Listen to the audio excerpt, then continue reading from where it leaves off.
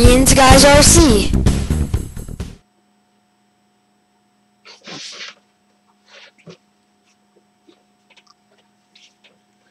Well, hey guys, sorry I dozed off there a little bit. It was so warm today. It was up to like 37 degrees, so I got my Hawaiian shirt on. You know, I'm ready for summer. Well, thanks for tuning in to this episode of Yinz Guys RC. This week we've got in the mailbag a question from a Marine. We've got Toolbox Tech and more. If you haven't subscribed yet, please subscribe. We're going to be having a contest. If I can get up to 100 subscribers by March 15th, I will be giving away a ready-to-fly plane. All you have to do is subscribe to the page, Yinz Guys RC on YouTube. And then I will draw the name on the Ides of March, March 15th. The winner will get the plane shipped to them. There is no cost to enter. Everybody's eligible. I don't care who you are. Just subscribe. Let's get started with the show, and let's talk some RC.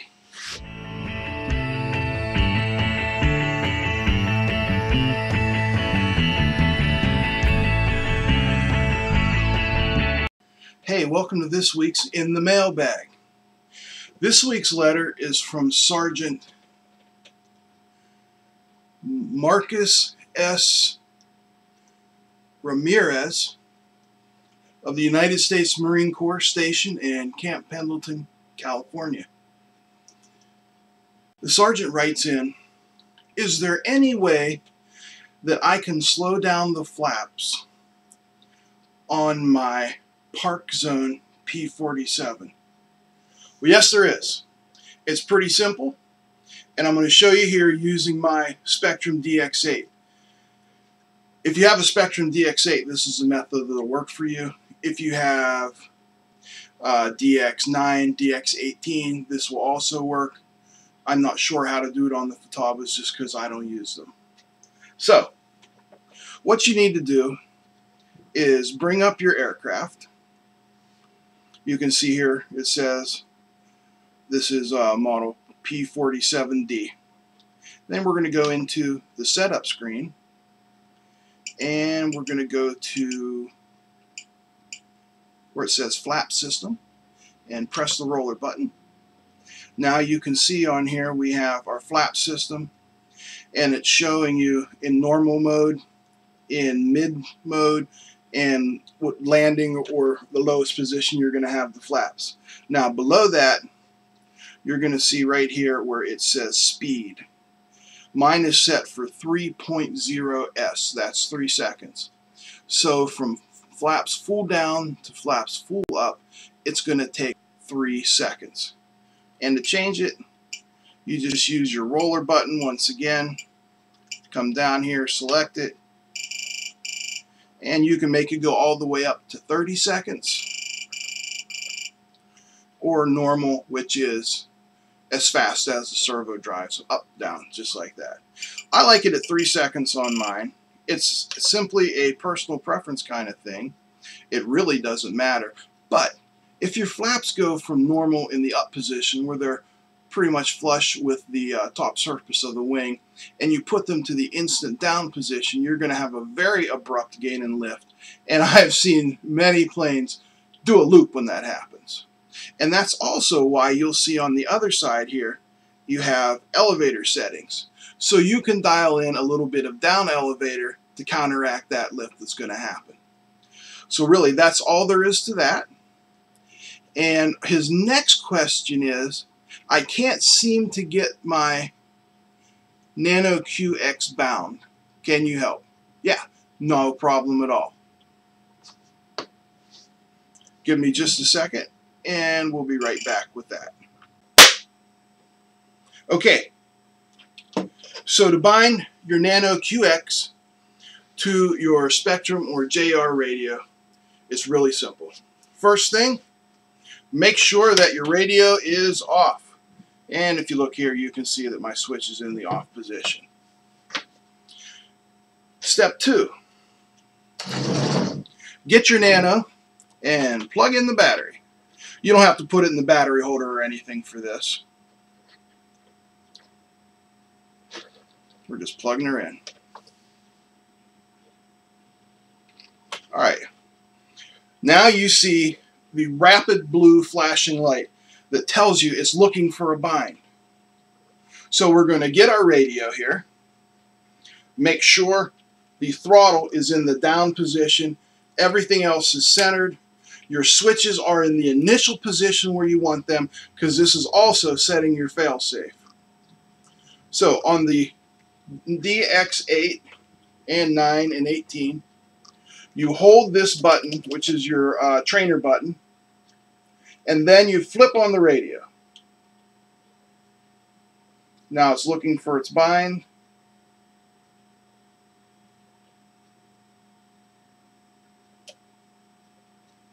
Did we find it? No. I'm going to move the radio a little further away. That may be the trouble you're having. Sometimes what happens is you can end up swamping the receiver if you try that.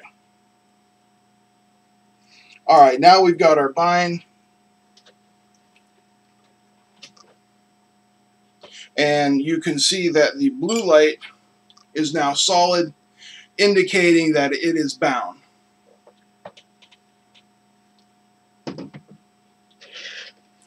So after that, my friends, you are ready to fly. So load up your battery. Oh, I forgot. Unplug the battery, leave the receiver or the transmitter on. And then when you plug it back in the next time,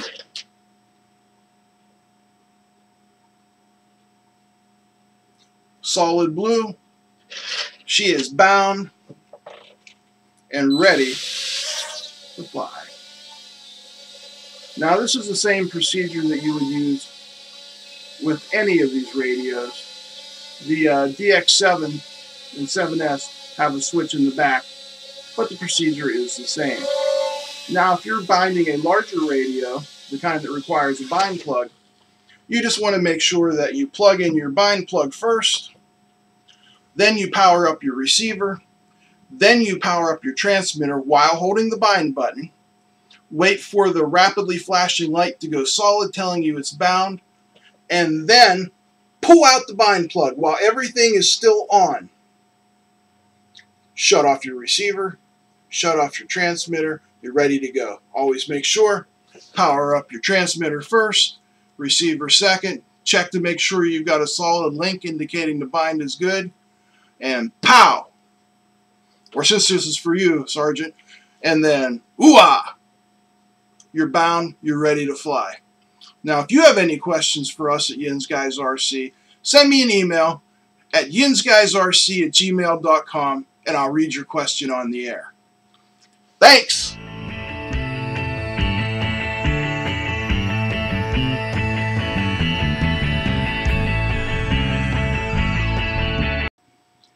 Hey, welcome to this week's Toolbox Tech. I don't have any special gadgets I'm going to show you this week, but a lot of times people ask me, what exactly is in your toolbox? Because I carry a pretty large toolbox. Now, I didn't completely unpack it, so what I'm going to show you here is just what I would consider the basics to have in your toolbox. So, let's get started, and we'll take a look at what's in my toolbox. I'm not saying you need to take all these things with you, but the more stuff you have, the more problems you can overcome. So let's start at the beginnings with the basics: wrenches and pliers. I got a set of channel locks, which are, as you know, are adjustable. And I have a set of Z-bend pliers in case I have to make any extra control rods. I've got a crescent wrench. Trust me, you're going to want to have a crescent wrench. Sometime you're going to need a wrench, and you're not going to have the right size socket or box wrench in your box. So get a crescent wrench. Make sure you carry it with you. I also always have a large pair of needle nose pliers and a small pair of needle nose pliers. Useful for 100,000 different things. Same with side cutters or dikes. Large size, small size. I also carry a file. This is a round file. It's about 1/4 inch in diameter.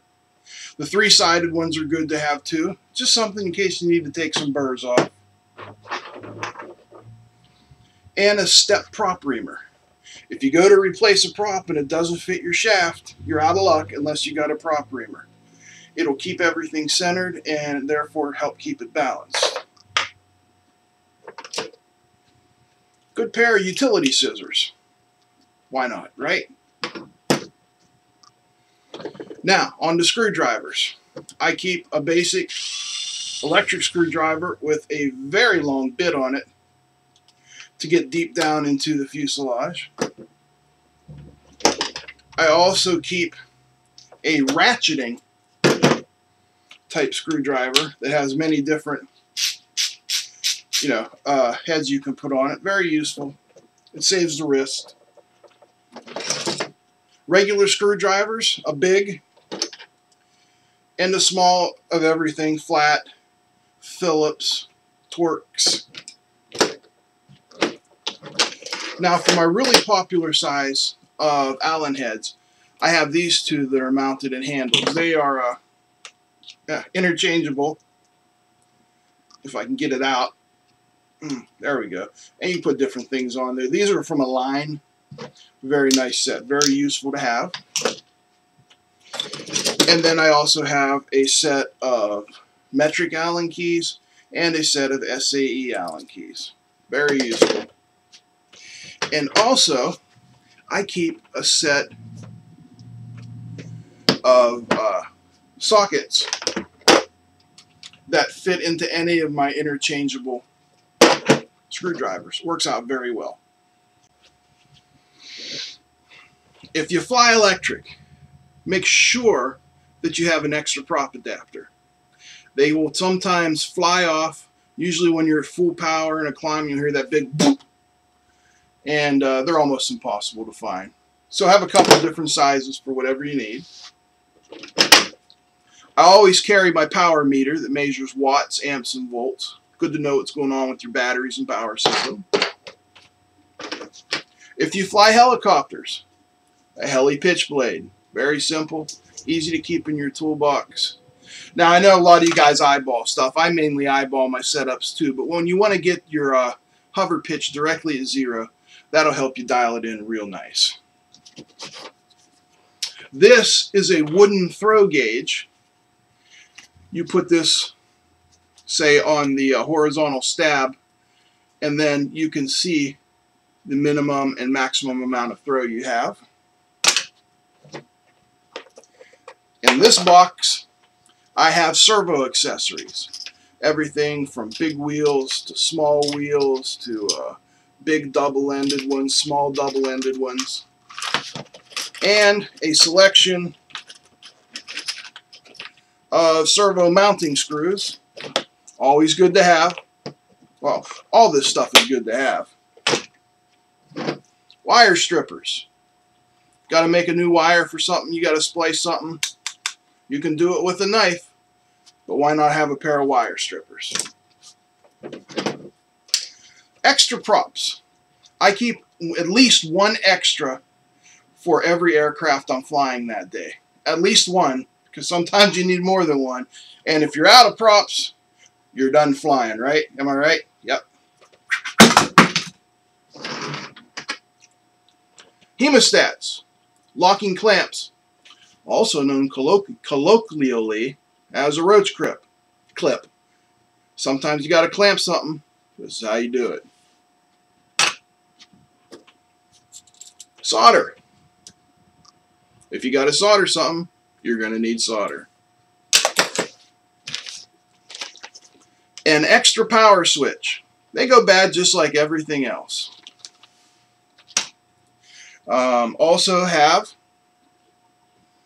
this little starter cone that can be mounted in my cordless drill. Now, I don't use a starter very often because I'm either flying electric or gas. Sometimes somebody will need a starter because their battery died. So I always have one that I can slip in the drill. Works fine. Never have any trouble with it. Stick-on lead weights. These are the ones that are, what does it say, 1/4 ounce. So you can cut them. Actually, you didn't have to cut them. You can just bend it a few times and they'll come right apart. Double sticky tape, put it wherever you need it. You never know when you're going to need to balance. A trainer cord. This one works with JR and Spectrum radios. Sometimes somebody will need some help. It's good to have this on hand, especially if you are an AMA intro pilot as I am. Glue. This is 30-minute epoxy. I also have 5-minute epoxy and thin, medium, and thick CA along with kicker. Zip ties. Probably one of the best things ever invented by man. Useful for just about anything you can think of. And my personal favorite, an extra receiver. This is a 6-channel Orange RX. Never know when you're going to need an extra receiver. Throw it in your box and you won't get stopped by not having what you need. So that's Toolbox Tech for this week. We'll be right back. Well, that's it.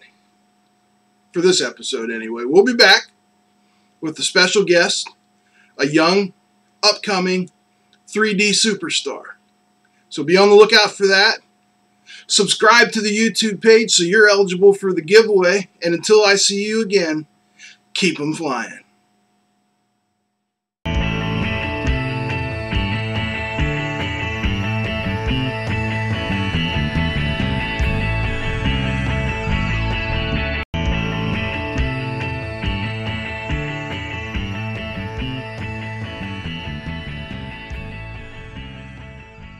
Thanks for watching. Now get out of here.